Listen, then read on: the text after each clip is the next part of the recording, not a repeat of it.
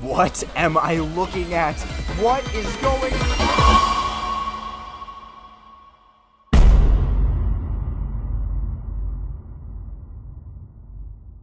Look, I don't play very many video games. I'm usually too busy being smart and handsome and rich to waste my time with such meaningless activities. I mean, what do I look like to you, a nerd? So for me to be willing to try a game, it has to either be the greatest artistic achievement humanity has ever accomplished, or so hopelessly bizarre and strange that I just can't help but play it. One of the games that falls into that second category is called Outcore. Outcore is a game that's really hard to describe, so I hope you'll allow me to show you what it's all about, starting from the beginning. And when I say beginning, I mean beginning. First though, I will try to explain what makes this game so cool to me, and even though I'm probably going to fail spectacularly, maybe it'll give you some kind of an idea of what this game is all about before we really dive into it. There'll be a progress bar at the bottom of the screen here in case you want to skip straight to the actual, more detailed description and avoid minor spoilers. Okay, basically, Outcore uses your desktop to tell a story. It also uses a bunch of different software and apps and settings on your computer to do some really cool puzzle solving that I've never seen anywhere else. Even beyond that, it actually has more typical platforming sections and boss fights that are genuinely fun and entertaining. It also uses very non-linear storytelling, where you're shown most story events in the complete wrong order, and you kind of have to piece together the actual order that they happened in. Lastly, it has a fantastic sense of humor and just so many references to other games, and it pokes fun at them in unique and interesting ways. Now, that probably sounds completely disjointed. It probably sounds like there's 100 different ideas thrown together into this one game in a big weird soup. And if those are the vibes you get from this game so far, then congratulations, you are absolutely right. This game is insane, but nestled at the heart of it is a genuine story that I think is told really well once you pay attention to it. Now, enough of that, let's dive into the game itself. Here's the title screen. Okay, I know this is the most boring title screen ever, but I promise it becomes more interesting as soon as you hit play. Alright, so we're already off to a weird start. The game seems to be running on my desktop, which is odd. Let me just quickly clean up this place a little bit. Now, the game is asking for a file, but I don't really know what file it's talking about. Oh, that's new. After giving this ominous blob its ominous file, it transforms into a girl? Ugh, didn't she read the sign? Now, you're probably already very confused about what's going on here, but don't worry, it's only going to get weirder from now on. This girl introduces herself as Lumi. Now, I could introduce myself to her with my real name, but I think for privacy reasons I'm going to use something else, like my middle school nickname. Lumi says that this file you gave her seems to have restored some of her memories, but she still can't remember how she got here. All she remembers is her name. There's probably more files around here somewhere that will restore the rest of her memories. Sure enough, after looking through your computer for a bit, you find a second file. Only this one is encrypted, and so you have to solve a puzzle to decrypt it. I wonder what kind of puzzle it'll be. Huh, weird. This safe has a keyhole in the shape of a star-shaped cookie cutter. The problem is that we don't have any sort of key for it, but maybe if we're smart, we can make one. Sure enough, this should fit. Whoa! Another odd-shaped keyhole, and this one looks a little bit familiar, but I don't know why. Once we fill this one up, a third and final keyhole appears, but this one seems to bother Lumi for some reason. I'm not sure why, but she seems really shaken up about it. I'm sure it's nothing. After unlocking this final keyhole, the file is opened, and inside it is another one of Lumi's memories, and this time, she remembers a lot more about her life before she got here. Up until now, this game has had a fun gimmick, but not much else. The fact that it takes place on your own desktop is cool, but it had the potential to do more once its story really got going. And this is where that happens. We are no longer on our own desktop. Instead, we're inside what appears to be Lumi's bedroom. We're told that she lives underground and that all her life she's wanted to explore the world above. Today is her 18th birthday, so now she'll finally be able to decide her fate. That is an ominous way to phrase that, but regardless, the game asks you if you want to go on a grand adventure. Well, too bad. This is Lumi's father, or Captain Tutorial. He shows you the ropes of this platforming section, and this is where the game gets a bit bizarre. I mean, the game was already bizarre, but now there's some stuff that the game just literally never explains, like the fact that Lumi and her father live underground, but also in the middle of a candy obstacle course for some reason. And then Lumi's dad tries to sell her a tutorial hat, and I'm still not quite sure what that is, but the game does show you a commercial for it, so I'm just gonna play that in full so you can share my confusion. Hey האם אתה ילד מטומטם? איצטרובל? נגמר המלפפון? תגיד לי, איפה נמצא האפיקומן? כפפת גומי! כן, כן, כן! אברקדברה מג'דרה! בומבה לאינטליגנציה ותבשיל בדידים! נמאס לי לדובב, בואי, קח את זה! שלום, באתי לדובב? זוז, שיניתי את דעתי. תקנו את הכובע הזה או שאני אתאבד! Alright, are you sufficiently confused, properly bewildered, thoroughly perplexed, adequately baffled, completely disoriented, fully mystified, utterly flummoxed? Well, good, because then Lumi fights her dad for some reason, and after winning, we get an explanation for what it is that Lumi wants more than anything, and why. When Lumi was younger, she found a photo of the world above. She doesn't know where this photo came from, but it had her name on it, so it must have been meant for her. It had beautiful, majestic scenery that she had never seen before, and she became enchanted by it. Now, more than anything else, she wants to see that world above. But there's a problem. Lumi's father says that the world above is incredibly dangerous. Most people never come back, and even those who do are different afterwards. He knows he can't stop her if this is truly what she wants to do, but he wants to at least prepare her for what's coming as much as he can. That's why he's been fighting her and why he's been training her throughout this entire memory flashback thing. And that's the end of it. We're now back on our desktop, and Lumi is kind of embarrassed now that she remembers her dad and all of his quirks. Still, she wants to find more memories, and so after hunting around a bit more, we find another file. Now, the first puzzle we went through to open that last memory was pretty simple. All we had to do was draw 3 shapes. It was creative, and it was clever, but it was also short. This next one, on the other hand, is basically an entirely separate minigame. It's a thinly veiled programming game where you type in commands to get the little avatar on screen to move. This puzzle only has 4 stages, but it still takes way longer than the puzzle from earlier, and you can tell the game developer really enjoyed making it, because even after you beat all 4 stages, there's even more optional stages afterwards that you get reminded about throughout the game. Anyway, this new memory file has something else trapped inside it that Lumi finally frees.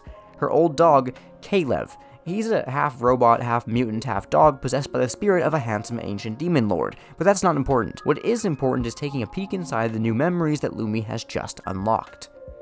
This memory seems to take place before the first one and gives us a better glimpse inside Lumi's everyday life in the underground. Each day she would work for the colony by collecting coins. Each day the coins would appear in the same place, and each day all the same events would happen. This seems to suggest that when Lumi was in the underground, she was actually in the middle of a scripted video game where each character has 1 or 2 actions that they take every day over and over again, and in this game, only Lumi is aware of the fact that their lives are all so monotonous. For whatever reason, she's aware of the fact that it's possible to do more, to break outside of the code that contains her and live a better life. And the one person who encourages her to do just that is Ophelia. Ophelia is Lumi's sister, and she's talked to someone named Booty, who has seen the world above for himself and told her all about it. Apparently, the world above has a giant glowing ball and food that's made out of things other than coins. Oh yeah, the people in the underground eat coins. I guess that's worth mentioning. Did I mention that this game is weird? Lumi is now more desperate than ever to see the world above, but Ophelia mentions that she's leaving to see it tonight, and Lumi hasn't worked up the courage to go with her just yet, so Ophelia leaves on her own, leaving Lumi all alone. Now that Ophelia is gone, the loneliness of the underground truly starts to seep into Lumi's mind. She can't stand it, and the monotony of each day slowly breaks her down until there's nothing left.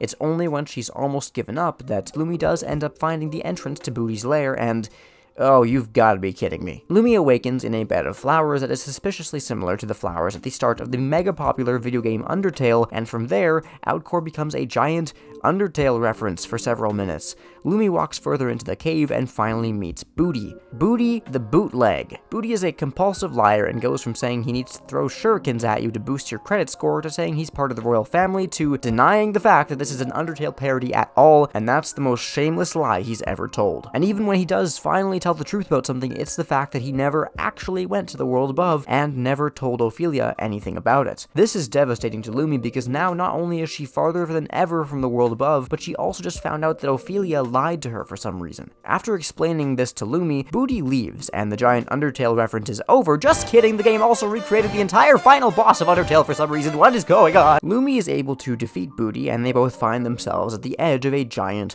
twirling vortex. a vortex that feels very familiar to Lumi and one that she feels pulling her inside it. And with that, the memory ends. This game is getting weirder and weirder, with entire recreations of other games, and a bizarre story that takes place in between your own computer and a hidden, separate video game full of oddball characters, and it only gets stranger from here on out. Lumi says that there's only one more file you have to find, and it has her last few memories in it. After you find it and give it to Lumi, it starts to decrypt, but apparently it's going to take a week to finish? Obviously, we do not have that kind of time. Like I said before, I'm a busy guy. I don't have time for this, so let's... Again, I love the kind of puzzle solving this game makes you do by simply using the types of tools your computer has always had in creative and fun ways. It's one of the reasons I think this game is really special. But without further ado, let's take a peek at this final memory. It gives us some more information about what happened after Ophelia jumped into that vortex and left Lumi. She said that when Lumi was ready to find her, she'd be waiting. Unfortunately, Lumi never felt ready. She returned home and just stayed in her room, ashamed that she didn't have the courage to follow her sister into the vortex. Now, her father notices that she's so depressed, and in an effort to help her, he starts to buy her all kinds of trinkets and things to make her happy, including the same dog we later meet when she's found her way to our desktop. But it doesn't work. Lumi just eventually accepts her fate in the underground. But we know that eventually she would get the courage to go find Booty and try to leave the underground. The question is, what led her to finally have that courage? And thankfully, we get an answer very quickly. One day, when Lumi is out collecting coins, the same as every day, she comes across a photo. The same photo that we know eventually inspires her to once again chase after the world above and escape her current life. That is what finally gave her the courage she needed. Now, there's a time jump, and we find ourselves back after the fight with Booty, where they were both standing outside the massive vortex once again, with Lumi having finally gathered the courage to jump inside. She takes a deep breath and plunges into the abyss and finds herself, somewhere? This is where the game finally goes completely off the rails. Here we're introduced to a giant anime girl with no legs, a strange ninja man, a guy who's basically just disembodied arms, legs, and neck, his guard dog, and a person who's definitely not an evil mastermind. All of these people are trying to reach the world above, just like Lumi, and they're currently in the waiting room, I guess? Anyway, the person who's not an evil mastermind suddenly runs away, and a voice booms out over the loudspeaker. It reveals that they're all here because they are absolutely not allowed to leave the underground, and this place is supposed to act as containment for them to make sure that they can never go any farther. Obviously, Lumi does not take no for an answer and decides to leave this place no matter the cost. Whoa, that was weird. Anyway, all we need to do is find that mastermind's lair and get out of this place. Now, it's probably going to be pretty hard to locate. Well, it is locked by a secret code at least, so it's not quite that easy. Thankfully, there is another way to get out of here. The mastermind mentioned that there's a secret treasure hidden in this school that would lead to the exit. Lumi leaves with the giant anime girl with no legs, named Laifu, to find it. They do find it, but they need a key to open it. Booty's here for some reason, and he offers a key to open the treasure, but he wants score points for it. And also, Laifu seems to really like Lumi, like, a lot. And also, oh look, wow, a little mushroom gnome boy. He sure seems mentally stable. And wow, look, an Attack on Titan reference. I don't even like that show at all, so that's kind of boring. And whoa, that thing just happened again. Oh, that's a little concerning. And okay, we're in 3D now? What's going on? Yeah, I wasn't lying when I said that this is the part of the game where it gets really strange. So you'll probably spend around an hour in this part of the game, and in that time, you'll meet dozens of characters, all of whom are funny or interesting, but most of whom never show up again. This video would be hours long if I went through and explained all of them, so I'm just not going to do that, but rest assured, if you're really curious, I absolutely recommend that you buy the game and find out for yourself. Oh wait, did I say buy the game? Sorry, I think I forgot to mention that this game is free. Yeah, you really have nothing to lose by picking this up. There's already so much stuff that happens in this game that I haven't mentioned, and if you want to be able to experience the entire second half blind, please stop watching this video now and download Outcore on Steam. For now, I'll just mention some parts that really stand out to me personally as unique or interesting, and then we'll cover the rest of the actual main story of the game. So, As Lumi and Laifu are traveling together through this place, chasing after secret codes and keys and score points, this one glitch keeps happening, and it's kind of worrying, but we don't know what it means just yet. Also, I mentioned before that at a certain point in this part of the game, you become 3D for a second, and I wasn't lying. After the Attack on Titan reference, Lumi and Laifu just walk into this room, and all of a sudden the game is 3D. There's other characters here too, and they let Lumi know that this is an escape room. It must be a very hard one too, because they've been here for a while. And sure enough, the only clues that are actually in this room are 3 colored buttons. Each of them makes a different sound, but no matter what order you push them in, they don't seem to help escape the room. Wait. Escape the room. Escape. Huh. Nice. Let's see here. There's also a part where Lumi races a big flying love fairy, and then when she wins, Laifu stuffs him in a jar, but it's okay because nothing bad ever happens involving jars, and, okay, so while all this is happening, Laifu is making it very clear that she has very strong feelings for Lumi, but Lumi is completely oblivious, leading to some truly hilarious knee-slap-worthy antics. As they continue on their little adventure, they eventually track down the code to unlock the Mastermind's evil lair, and as the person who is definitely not the evil Mastermind stands just outside the door, everyone else crowds inside to find out how they can finally escape this place. Once everyone is inside the evil lair, the Mastermind reveals their true identity.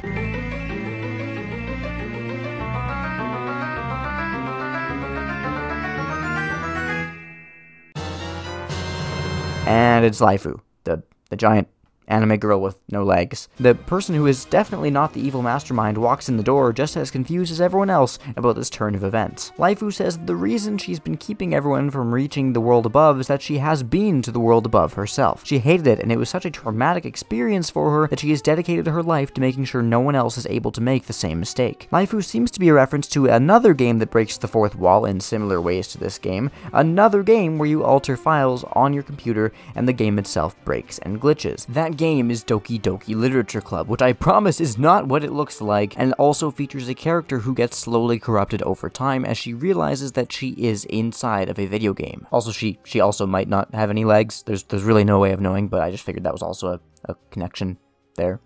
I mean, I'm not like looking at her legs all the time. I'm not doing that. It's just like they're not on screen, so it's like we can't really know. Not that I was like hoping that they would go on screen, because that wouldn't be important to me, like, at all. The whole leg thing was just, like, not important to the plot inside. Laifu's logic in this game is that love is the secret treasure she mentioned earlier, and if she could just get Lumi to love her enough, then Lumi would never want to leave, which Lumi points out as, rightfully, completely insane. But wait, Laifu also said that the secret treasure, love, would allow the person who finds it to leave this place. Sure enough, Lumi confesses her love to a random sock puppet, long story, and they are immediately teleported away. All of the other characters also confess their love to each other and are also freed from this place. Except this dude. F this dude. Well, now everyone important has been teleported to the vortex, but Laifu is there too, and she's not giving up without a fight. And boy, what a fight it is. This is honestly one of the most unique, bizarre boss fights I have ever seen, with Lumi having to chase after floating adjectives and stuff. But once she beats Laifu, she is finally allowed to leave, and so, finally, she steps into the vortex, and... What? Why are we here? Okay, I guess we'll just... What's going on? Oh, come on, not this again! The game starts to break all around Lumi, and Laifu is gone. We see her falling endlessly, and then she's back in her old memories with Ophelia. Only Ophelia is not here.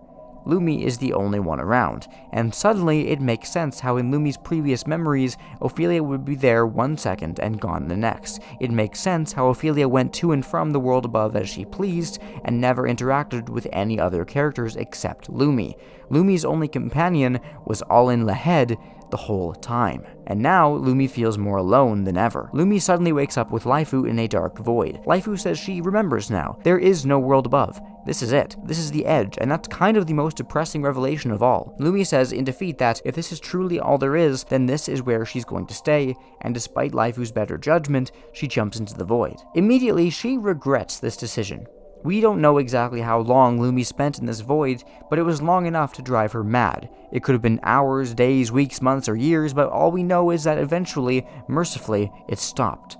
This is the point where we met Lumi, the moment she escaped from the void into our little desktop. But now, with her memories restored, she's filled with regret, and recognizes her home for the depressing place it truly is. She transforms back into her code ball form, I guess, and races away, telling us not to come after her. Of course, we do come after her with the help of her little dog thing, and she reluctantly explains what she thinks happened. She was a part of some computer program where she and everyone else lived, but as she tried to escape, her data inside the program got corrupted until it no longer knew what to do with her and simply spat her out. Lumi guesses that maybe other versions of her have existed too, on other machines going through the same journey. Maybe Lumi can't escape this machine to get to our world, but the least she can do is rewrite her own world. Unfortunately, our computer kind of sees her as a virus, so doing so would be very, very difficult. But with our permission, Lumi says she would like to hack our computer. Well, I don't see what could go wrong with that. Lumi rises up on the screen and asks you to help her gather enough energy to successfully hack your computer.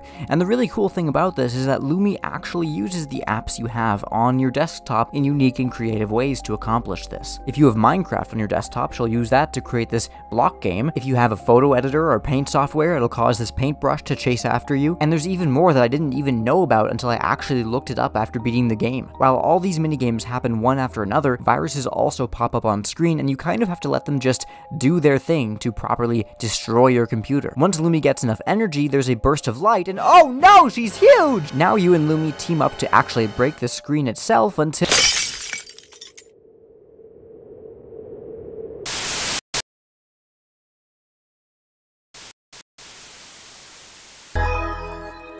This is the game's most abstract phase. It's like a weird mouse-based version of Atari Breakout. I assume these blocks are meant to represent the computer's firewall, and you're breaking it down to destroy whatever still remains of your machine. And once you do, you reach the core. You are no longer outside of the core. Outside of the core. Outcore. The battle to destroy it is probably the greatest boss fight in the game. As Lumi, you fly around this glowing crystalline center and destroy it bit by bit until it all goes black. You hear Lumi's disembodied voice saying that it's finally time to rewrite her world, and then we're back at the vortex with Laifu. She's in disbelief that Lumi actually jumped into the vortex until... This is a message to the residents of the underground. Huh? My name is Eren Yeager. Is that another Attack on Titan reference? Are you kidding me? Lumi explains to her world's residents what she's about to do, and as the credits roll, we see it. I don't know how these visual effects were made, but they look super cool. And then, it's done. Lumi is back on your desktop, and it's gone back to the way it was, just like she promised. She explains that she's made a new, interesting world for all the people she's met along this journey, and that they'll all be able to explore it to their heart's content. Yet Lumi decides she's not going back with them. This computer world that she's a part of now is fascinating to her, but what she finds even more fascinating is the internet. That's what she's been looking for her whole life. A world that is constantly expanding and growing, a world that she will never get tired of exploring. She peeked into it earlier and saw all kinds of websites, and oh no, Lumi, what did you see? What did you see? I mean, she's already learning words that she probably shouldn't be saying. I feel like it's our duty to warn her of just how bad of an idea this is. Lumi, look at this. Look at this. Is this really what you want? Did she just take a screenshot? Lumi explains that she will use her new powers to take that photo back in time to the moment when past Lumi first found it. It is the photo she saw of the world above so long ago that made her want to explore it for herself. And now we find out that Lumi is the one who gave Lumi that photo in the past. If you're confused about that, that's okay. So am I. The awkward thing is, though, that Freddy twerking video wasn't a bit. When I played this game for the first time, I put that video in the background because I thought it would be funny, but I had no idea she was going to screenshot it and make it the one thing that kickstarted this story in the very beginning. So now I just have this picture of twerking Freddy on my desktop, and it's canonically a part of this story now, and I just had to share that with you all because it's just so funny to me. Lumi says her final goodbye and leaves to join the internet, and she will never be the same again. And that's the ending of Outcore, the weirdest game I've ever played. Again, this game is free, and I left a lot of the smaller moments out so you can experience them for yourself. This game is such a bizarre mashup of concepts, characters, and ideas, but it has a certain undeniable charm that's made it stick with me ever since I first played it months ago. Outcore refuses to be constrained by conventions. It gleefully breaks the fourth wall into a million pieces, then reassembles them into an abstract stained glass mosaic that somehow manages to tell an interesting, compelling story that you're definitely going to remember long after its final page.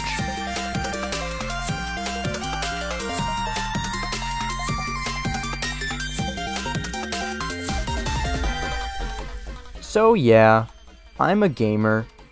I like video games. And these are some people who also like video games and giving me some money every now and then. And they are Sketch Arts, Evan Ogredonald, Connor Stearman, Luna's the Best, Maxim, I can't pronounce it. I can't pronounce anything. And LilyCat9. Now, before I have a full mental breakdown, I just want to say thanks to all of them. And if you would like to become a patron or a channel member, it's super easy to do so. You can use the link in the description or the join button by my channel down there. And if you do that, you'll get some extra bonus perks, which I think is super cool, like early videos and stuff. Isn't that epic? Okay. Thanks for watching. Bye-bye.